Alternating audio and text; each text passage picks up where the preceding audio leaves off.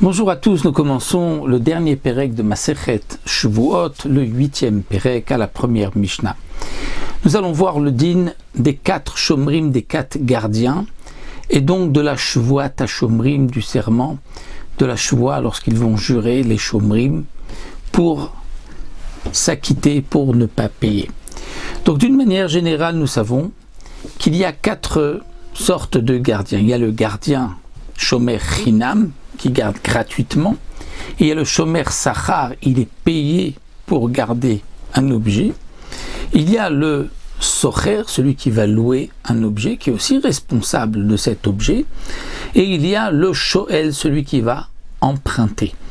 Celui qui emprunte a tous les avantages, et donc il aura aussi le plus d'engagement. D'une manière générale, comme nous le savons, le shomer chinam, lorsque l'objet, ou c'est une bête, peu importe ce qu'on lui a confié, a été perdu ou volé, il est patour, il est dispensé de payer. Sauf s'il y a eu une pshia, c'est-à-dire qu'il y a eu une négligence de sa part. Mais s'il n'y a pas de négligence de sa part, il est patour. Mais attention, il devra jurer. Il devra jurer que cet objet ou cette bête lui a été volé ou qu'il l'a perdu sans pshia et que donc ce n'est plus non plus chez lui. Le shomer sachar, qui lui a été payé pour garder, a un peu plus de responsabilité. Donc si l'objet ou la bête, le picadon, ce que lui a confié a été perdu ou volé, il doit payer. Dans quel cas il est dispensé de payer? S'il y a eu un cas de force majeure, honnête, donc un brigand à main armée, ou bien si c'était une bête et la bête est morte, il n'est pas tour, mais il devra jurer aussi pour pouvoir s'acquitter pour ne pas payer.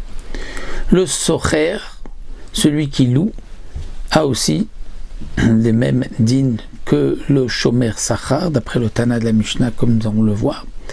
Et il y a le shoel, celui qui emprunte, qui lui est responsable dans tous les cas. Il a emprunté une bête, la bête est morte, il est responsable. Même dans un cas de force majeure, il est responsable. Dans quel cas le shoel peut être patour? Si meta mahmat melacha, c'est-à-dire il a emprunté une bête pour labourer son champ, la bête a commencé à labourer, après 1 heure de travail, elle est tombée, elle est morte. Elle est morte à cause du travail. Dans ce cas-là, il est dispensé de payer. Mais comme pour tous les autres, il y a une shuvua. Donc ce que la Mishnah va nous enseigner ici, arba shomrim en, il y a 4 sortes de gardiens. On considère que celui qui loue ou qui emprunte est aussi gardien, puisqu'il doit garder la bête, l'objet qu'il a loué ou qu'il a emprunté.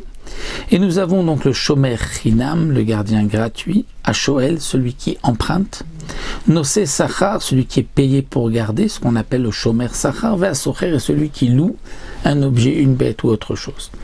La Mishnah nous dit shomer chinam nishba à la kol, le shomer chinam va jurer à la kol sur tout ce qui a pu arriver. Il va jurer que quoi? Qu'il n'a pas fait de pshia, c'est-à-dire qu'il n'a pas été négligent dans la garde de l'objet, de la bête. Ça a été volé, perdu, il est patour, il jure.